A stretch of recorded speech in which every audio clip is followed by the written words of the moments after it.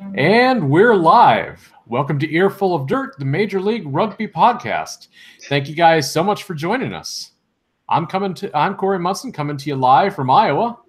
I'm joined as always by Aaron Castro in Arizona, Liam Madigan-Freed in Massachusetts, and our very special guest, Josh Fredland in Colorado today. He's going to be moderating the comments section, but he's also got some thoughts on some action this weekend up in Glendale. But before we get into that, hey guys, how was your weekend? I guess I did a foot race with the old boss, the partner in crime. Surprisingly, I did this race 3 years ago. It's a 5K. Actually, my time this time was better than that, and I've only been running for 7 weeks, but my shoulder is just killing me. So for everyone at home, don't break your clavicle ever. Mm-hmm. My weekend was pretty good. I went out on Friday, so I spent a lot of Saturday just kind of in recovery, and then Sunday was just sort of my get stuff done day, and a little bit more of the recovery thing. Off of work this week or for the foreseeable next few days, so I'm looking forward to just kind of getting into the relaxation and rugby mode. Yeah, I got sunburn at Glendale, so it's always a good time. Yeah, so it didn't snow this weekend. No, it was 70 degrees both days. It was warmer there than it was in Iowa. Definitely I got warmer to see this than weekend, here. guys. I saw something amazing this weekend. Something made me very happy. It's not even rugby related, I know, but I got to watch Ohio State get beat by Purdue. Lowly Boilermakers took down the Buckeyes, and basically anybody who beats OSU makes me happy. Being a lifelong Big Ten fan, they are the ultimate enemy. So that was pretty fantastic. Well, I guess, but enough. Go ahead. I guess for rugby stuff, it was like rivalry week or whatnot across the Big Ten, sort of. But Michigan went to Michigan State on Friday night and live on Next Level Rugby. So if you go to Next Level Rugby's YouTube, our friend Ryan Ginty produced what is probably one of the best broadcasts in rugby I've seen stateside, whether that's a test match or, just club stuff. It was, I think it was like an 8-camera shoot. It was pretty awesome. And victory for MSU because Brooke is an MSU graduate. So there was some college rugby going on. Yeah. But enough about colleges. Let's talk about the show. So we are Earful of Dirt. It's a weekly podcast. We're here live every Monday night on YouTube, and we follow that up with a podcasted version every Wednesday morning, covering Major League Rugby in the United States, the U.S.'s professional rugby union. This gives us a chance to talk about the issues, to hear from the league, from players, and from team leadership, and to check in with our friends across the U.S. rugby scene. So that's what we do. Aaron, tell us what we're doing this week. So, we report on professional rugby in America. So right now, that's the women's national team, the men's national teams, and MLR. So let's get into it. USA women take silver at home for the first of the Hsbc Women's 7 Series stops. So that puts us in really good contention right now to qualify for the Olympics, getting those points straight away. The Free Jacks traveled to Halifax to play the Ontario Arrows, or are they the Halifax Mariners? I don't know. Maybe we should rebrand them. Alex Magleby will be leaving USA Rugby to be the CEO and general manager of the New England Free Jacks. So we look forward to see how he builds out that organization over the coming year. And then I was going to say San Diego Legion recruitment, but it's more of an update because it's a little more holistic than that. But on to the first thing. Yeah. So like Aaron said, we wanted to hit on USA Women's Sevens for a minute here. So yeah, the Hsbc Tour started in Glendale this weekend. That's the 2018 tour. And USA took silver, only losing to New Zealand in the finals. Josh Fredland was there in Glendale at the tournament. And in a minute, he's going to share kind of some of his experiences. But before that, Aaron, I know you've got some analysis and just some general thoughts on the competition. So what did you see? You know, really, it was really hard to tell. Day one was really a dud. We went 1-2, beating China barely, losing to England barely. Chris Brown said on Rugby Wrap-Up that they were a bit of a young squad and new to the series, but if anyone who's been paying attention to how England just stays young and just funnels women through their program, they basically ran a second side all through the Grand Prix series in Europe all summer, so they were ready to go. It was a really big fight, that first match, and then we lost our third match to the Black Ferns. Actually, the score was sort of identical to the silver medal match that we had, and it was 33-12. So it really made me cringe a bit. But Spain did not do what it needed to do over Mexico. They needed to score 47 points to edge us out of the quarterfinal. Guess how many points Spain scored against Mexico? ¿Cuánto?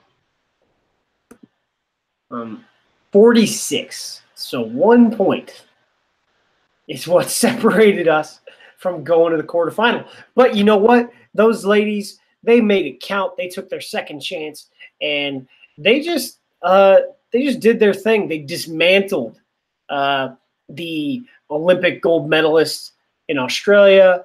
They were a little banged up, but they still have the depth of that core team. But you know what? We sort of did what like the Black Ferns had done to us. We beat them. I think it was like 33-5 as well. Our semifinal against France, I was having trouble here, but our defensive rotation really has gotten a lot better throughout this tournament, and I really want to see how we'll look in a couple of weeks in Dubai, and then, I guess when we're peaking in Sydney. But we played against an interesting and very strong French team. We ended up beating them 21-19, I think it was. And just sort of got lucky there. But, you create your own luck at times. And France didn't create theirs. But we did what we needed to do. We out-physicaled them. And Ilona Maher, that girl, wow. In the final, we played against the Black Ferns. And, really they do what they do. One of the weird things, I think it was Sarah Goss kept switching the kickoff, which sort of, I think, threw the Ferns off a bit more than us, but it really took us out of our game. But one of the things I noticed throughout this tournament was of this lineup. I mean, the squad goes, I think we're about 18 deep right now. We had 6 women in this lineup who were 5'10" or taller. Anyone else? Does anyone else like a physical lineup like me? Because that's much different than we've been in the past. It also helps when a couple of those girls are really fast.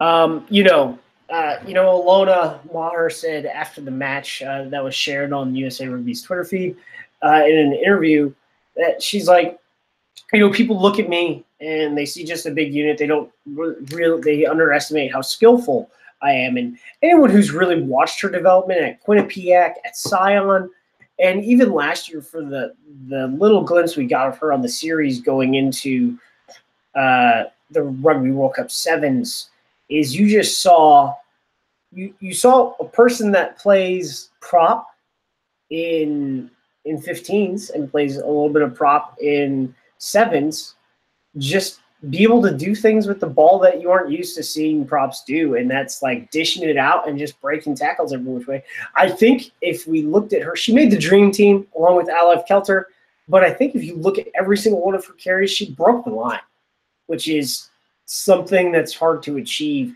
especially when you're going through the center of the pitch. And she's able to do it. And, I think she had 5 tries on the weekend. She had a hat trick in one match. She's deadly. I really can't wait to see what she does.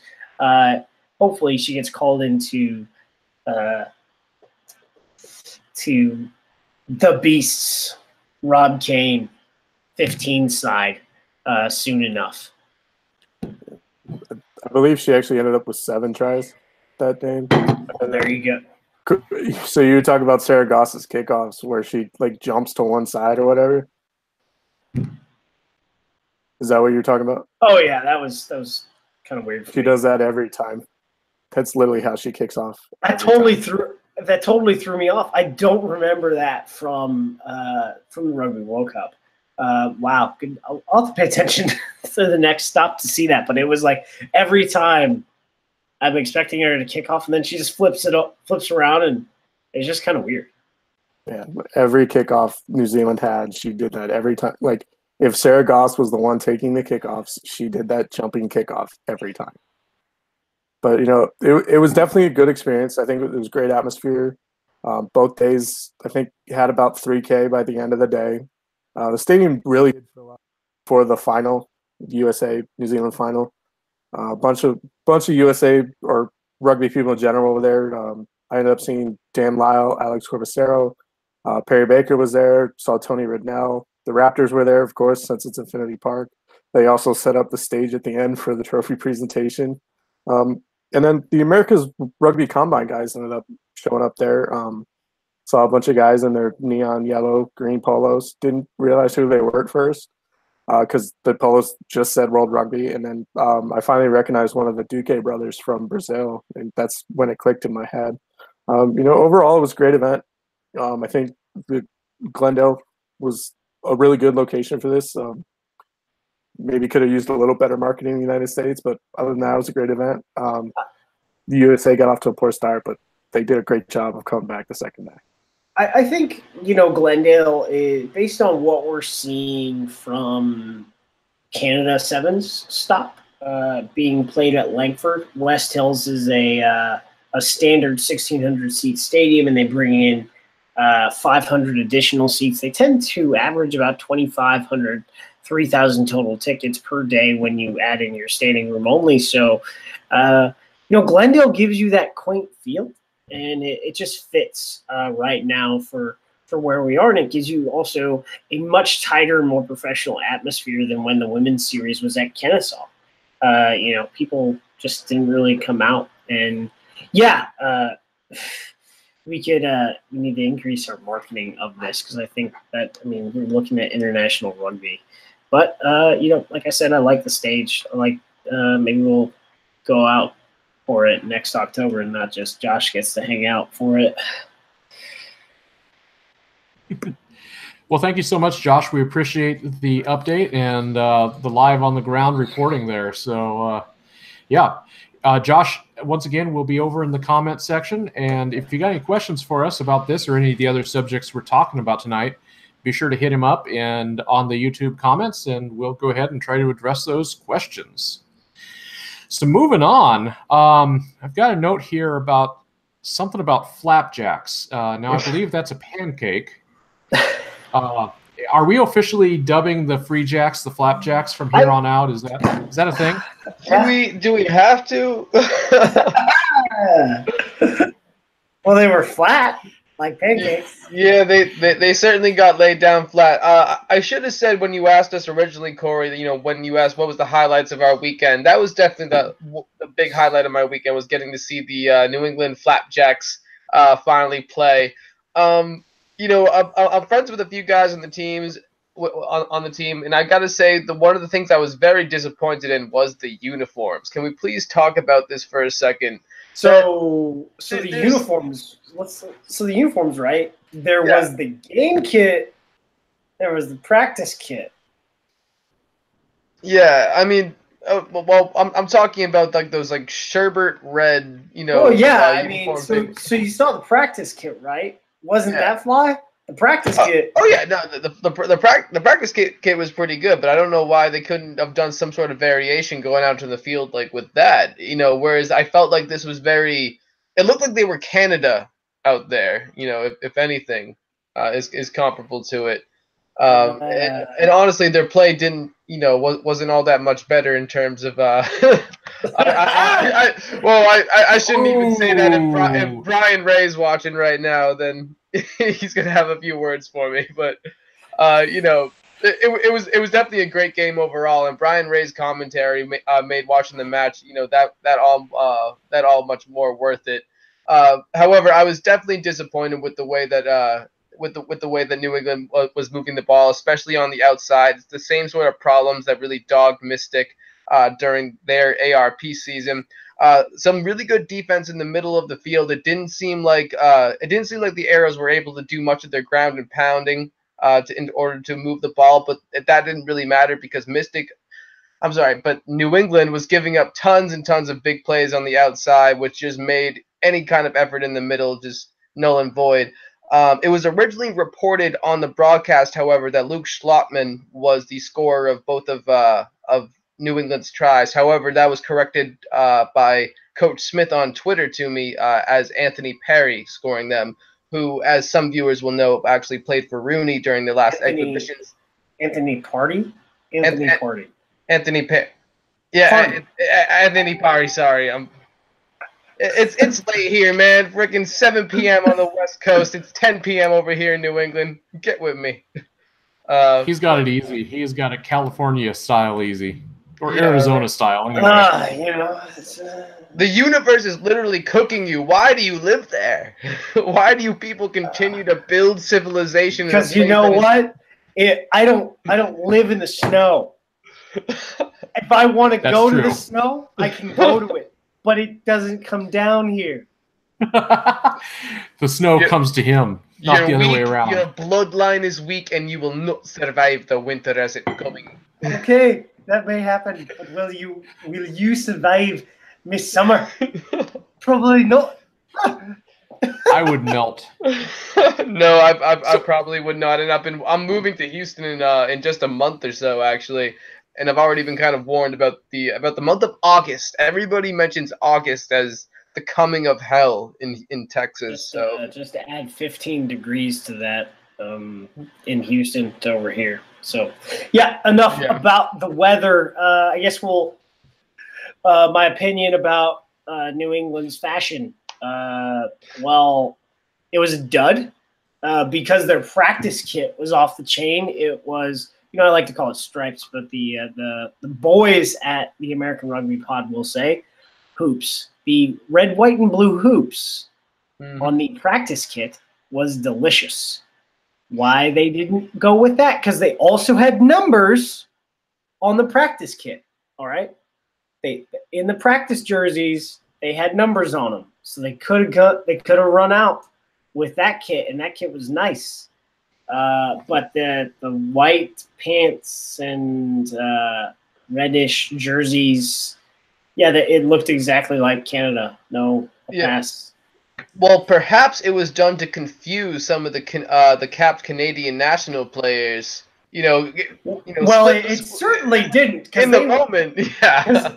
Because I mean, so you look at this match. I want to say for the most part, when it came to tackling and control in midfield, it was a bit of a grudge match, and the boys were the Free Jacks were able to hold their own, at least containment in the middle, but it didn't matter.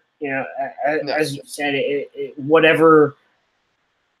For the most part, you're looking at the scrum. I thought that the Arrow scrum was definitely superior, but at the ruck, in phase play, it just didn't go anywhere. There was nothing to go on in the middle of the field. So they just dished it out wide, and they used their athletes against a team that, was a scratch side, just came together on Monday. But for the most part, that team had been together, playing under the Mystic banner. And then you sprinkled in some ringers at key positions, no doubt. But And still a capped eagle playing fly half, and a former Kana Academy guy playing inside center. I sort of expect a better quality of play. And 6 guys who played in the MLR were on the roster that took the day, and they just, at the end of the day, some pride, brothers, some pride. You're definitely right, but I think you have a point in saying that it was definitely kind of a scratch squad that was put together. There wasn't a whole lot of cohesion. Anybody watching the match could see that that was pretty clear. So I think this is the kind of squad that's going to take some time to get together and be able to learn how to play together and get on the same page where they're actually effective. Because like you said, there's a ton of people who played on MLR squads and in the MLR exhibition season who are pretty capable rugby players. You mentioned tag leader, Ben Sema is another one out of San Diego. They were 2 of the top point scorers for that squad. So going forward, the Free Jacks, if that squad stays together and grows together, they're looking at a pretty bright future, much brighter than we even could have been anticipated. And there's also still some really young talent on that team that's going to grow as long as it stays together, including Ian Luciano, including Eric Thompson as well. Diego Macchiera, he's a guy who's had some history in Mystic, and he had the experience in the MLR. He's going to continue to be a leader on that team, I'm sure, to kind of help them grow up together, and then you have Leader and Sema bringing that experience on from San Diego. So also all signs point to a bright future in Boston, but we definitely didn't see that on the field against the Arrows, and I think it's going to be some time before we actually see the results that we really want to see out of them. Granted, the Free Jacks were barely together, but one of the things we saw last year when the Arrows went through their build is, an established program. So maybe if they were going to do this, and I don't know, but maybe you've reached out to New England. I think this is the only real exhibition match for the Free Jacks in 2018-19. I haven't heard anything about more news. We could be seeing some other exhibition matches. There's clubs such as the Boston Irish Wolfhounds. There's the Boston Pilgrims. We might even be seeing the B side of Mystic playing. Everything's kind of on the table in terms of getting this team more experience and playing together. But as we've already heard from other sources, some of these guys might be getting loaned out to other MLR teams just to make sure that they're getting that in-season experience. For instance, there's been reports that Matt Houston might be playing in New York. That is so far unconfirmed, but that's definitely been going around the rumor mill.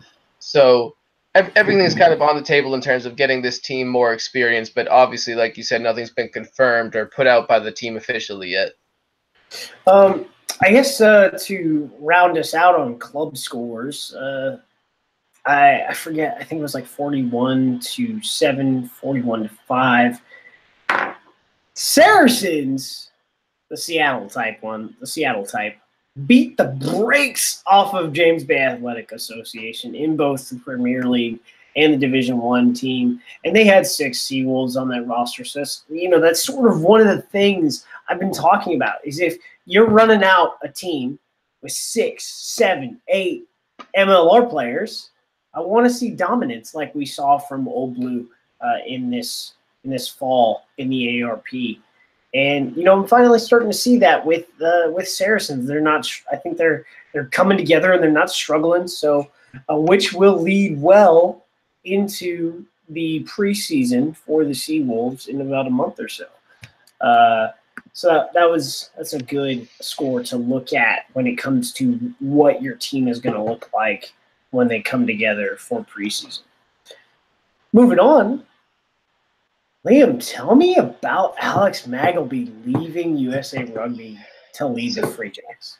So Alex Magleby is leaving his position at USA Rugby to become the CEO and general manager of the Boston Free Jacks.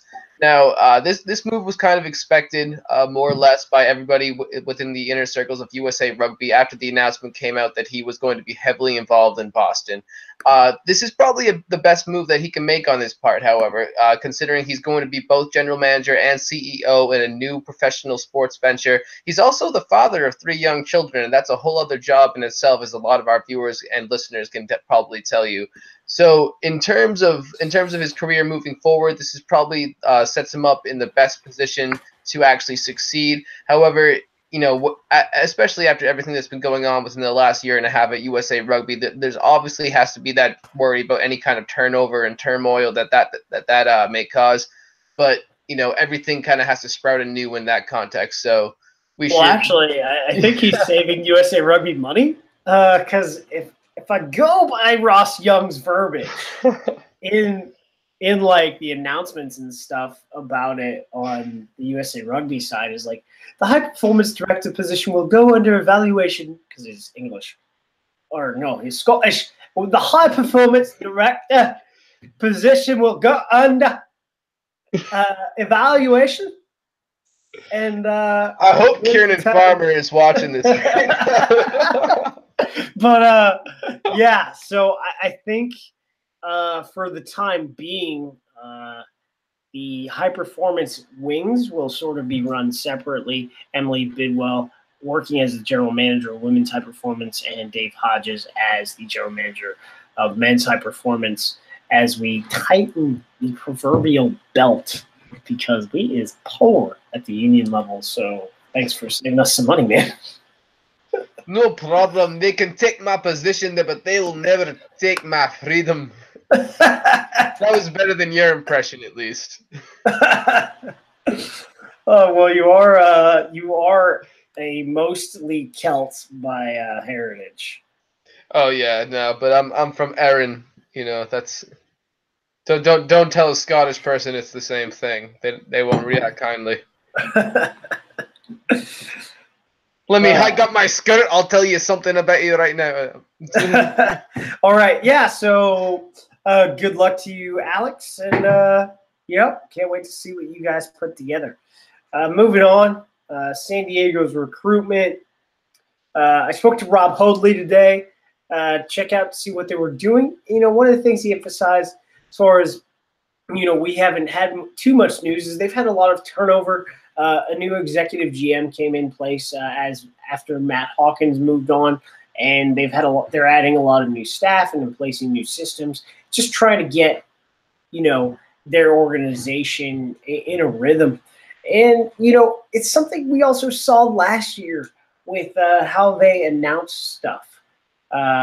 You know, and I'll get into that a little bit later, but not really transactions, because we're not covering these because we don't know where everyone else is going. But Tig Leader, Ben Sema, Cam Dolan, and Josh Zamudio will not be returning to the Legion for 2019. And this has gone with a lot of what I've been saying, that every single team is going to have significant changes throughout their lineup.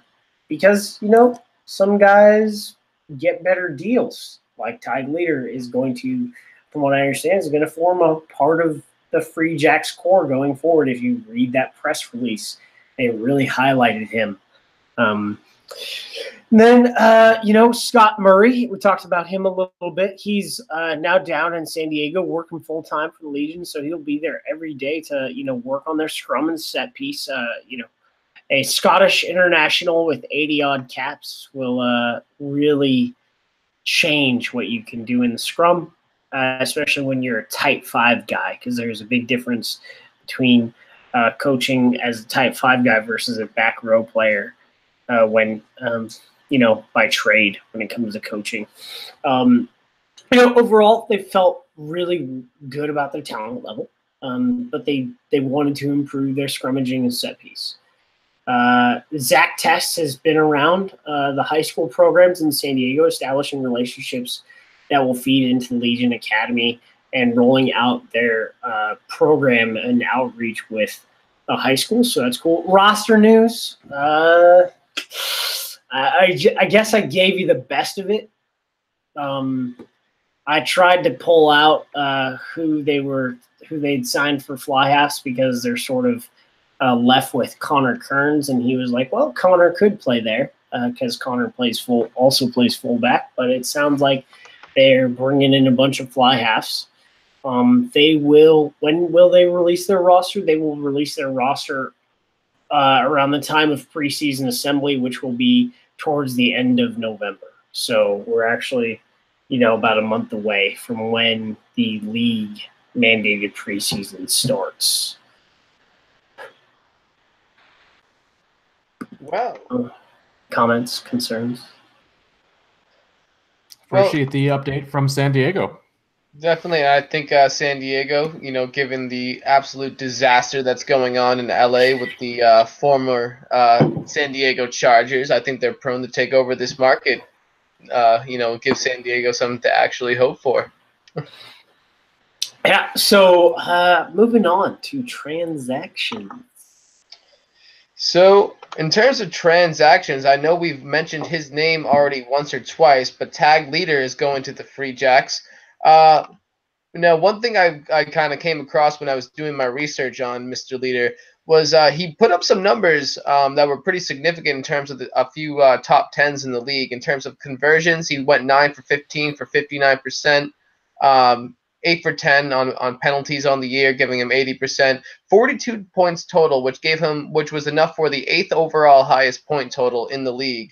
So this is some guy that might in the future help that New England team overcome the problems that they faced with the Arrows, which was just not putting enough points on the board early. So if his boot can bring some sort of edge to this team, then that can only be beneficial moving forward. Who else do we have in terms of people coming? Mike St. Clair going to Rooney. He's a Stony Brook alum, and interestingly enough, he was a D1 basketball player during his time at Stony Brook. And finally, we have Matt Feogali. Am I pronouncing that right? Feogali? I don't even know.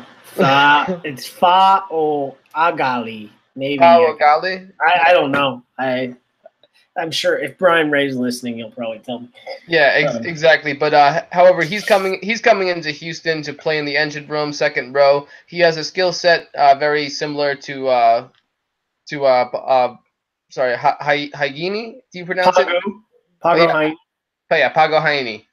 Yeah, he has a skill set very similar to Pago Haini. So I'm sure somebody like Justin Fitzpatrick is going to love this guy on the team, and he's going to be able to add something to the scrum, at least in terms of development and what could potentially be a high ceiling if he can get a better production out of him than his last club may have in their most recent season, as we were talking about before the show.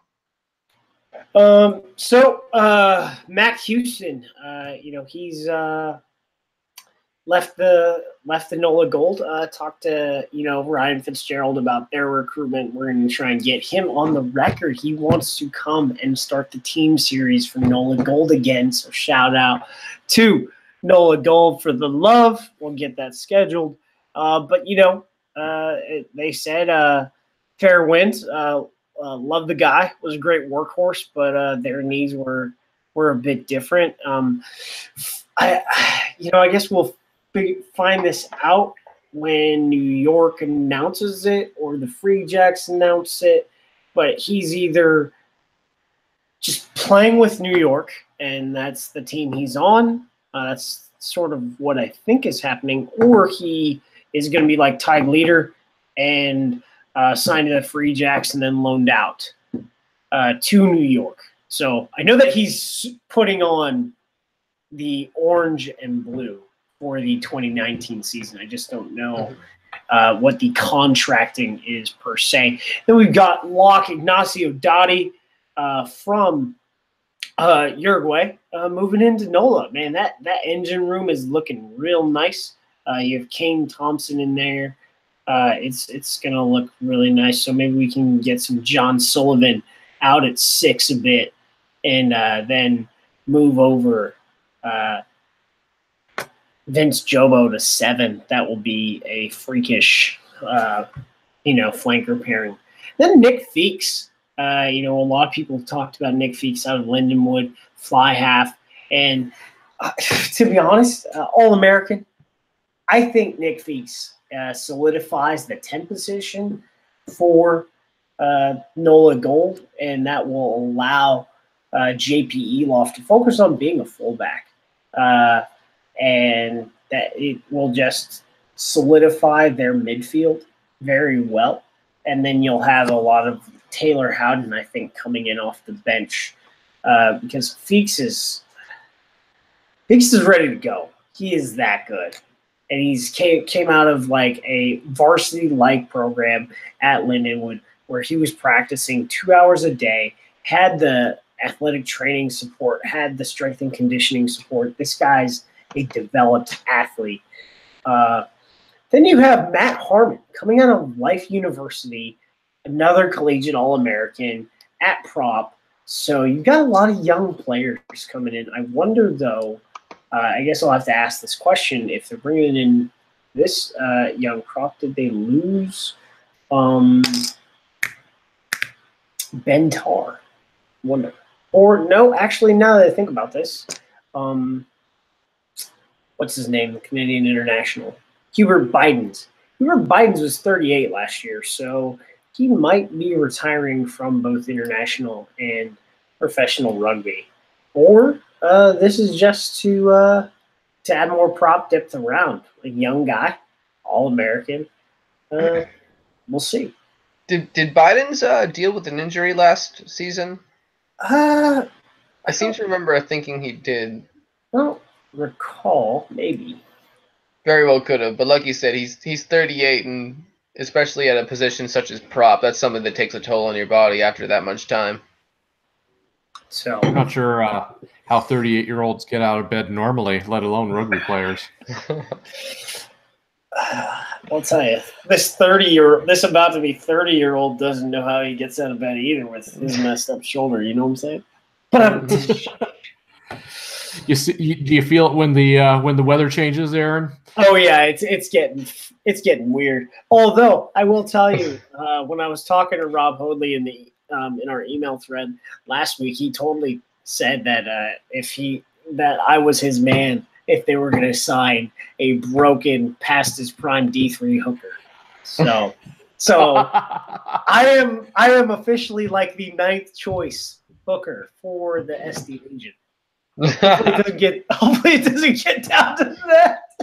So if hookers within the San Diego area start getting poisoned one by one, somebody needs to look where that's coming from. Yeah. Well, San Diego is your favorite team, as I recall. So from last season. Well, when it comes to weather and tacos. They got it going on. I mean, Houston has tacos, but they don't have the weather. Mi comida favorito. So, do you guys want to do some questions from Bob? Also, Aaron, hey, there he is. I think we might have lost Aaron for a minute there. So, Liam, you and me, we're going to do questions from Bab. Bab. Yep, I'm ready. Bab. Oh, hey, Aaron, welcome back. Hey, we got him. What? I was okay. Gone? What? Yeah, you disappeared for a minute there. Anyway. You were gone for 5.5 years. Watch Manifest on NBC. The plane. So, questions from Bob. We only had one this week, so we'll get through this. Hopefully, pretty easy. Two-Tone York wants to know: we haven't heard of many signings out of the Warriors or Raptors. Are these squads going to be mostly unchanged from last season? I haven't heard a lot of news in terms of the Raptors, but you go ahead, Aaron.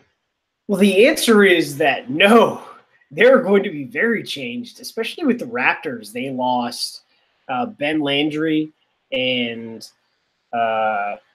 Bryce Campbell, and I think another player. I'm not so sure. And Sam Figg decided to return to Australia instead of continuing to play with the Raptors or any other team in the MLRS. I've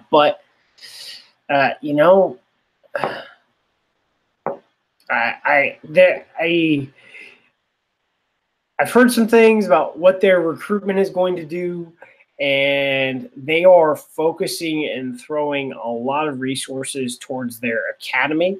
They're going to, over the next couple of years, like they did this summer, is have a crossover camp and field a team. Hopefully this year it was about half crossovers, but next year the intent is to field a team of 22, because grassroots rugby is different than professional rugby. Team of 22, full of crossover athletes in the Rocky Mountain Summer League. That's what I think is what they plan to do. And then have a lot of those guys filter in through their academy and play in the Division I team that plays in the Red River. But, that's sort of what I've heard, which may be why they're not really talking about player signings right now.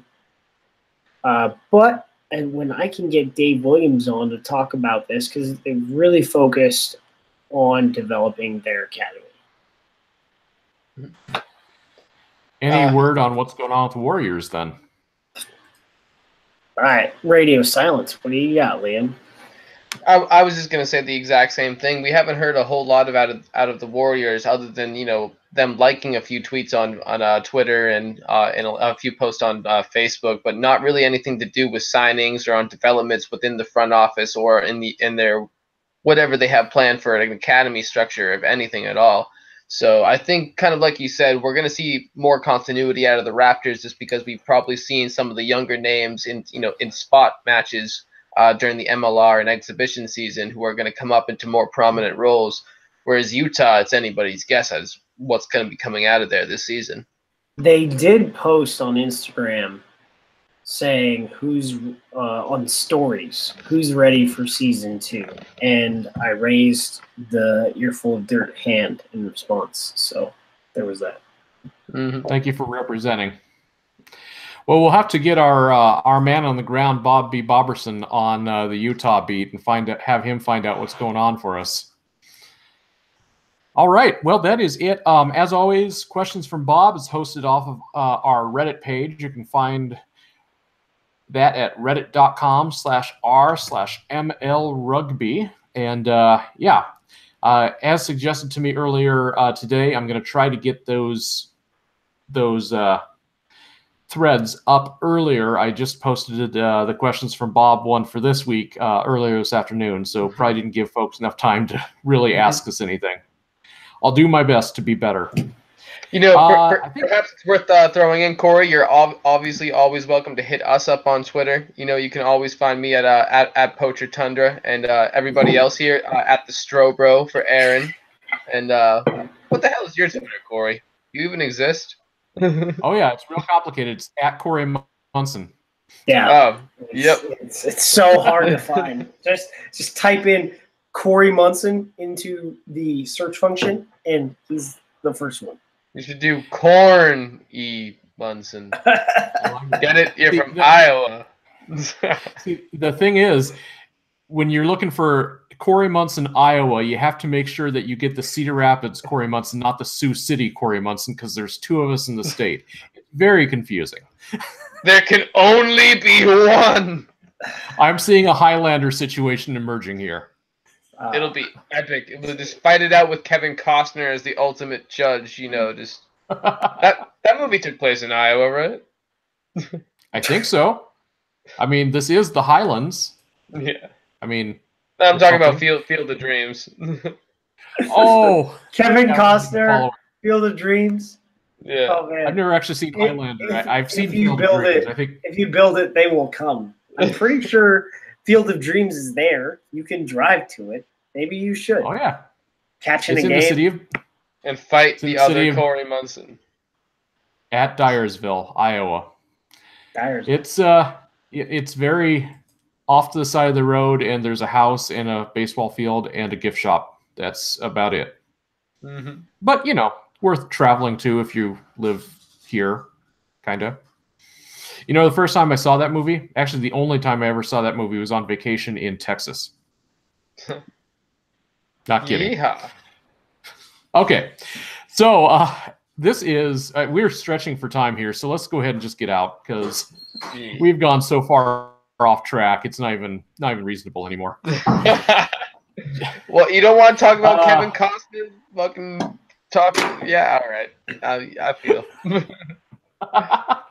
So, do you guys have any final thoughts on our way out tonight? So, am I the only one who caught Toulouse versus Leinster this weekend? Leinster is mortal. They got defeated by Toulouse 28-27. But 18-year-old David Ayunu, USA under 20, he had a good shift.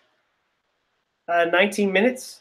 Actually longer than 19 minutes in regulation, but he scrummed really well against a bunch of Irish internationals, and it's good to watch. If with TD Lamosatelli playing a lot of tight head, I think we are in search of another loose head for the World Cup, and I would say he is our bolter for the World Cup.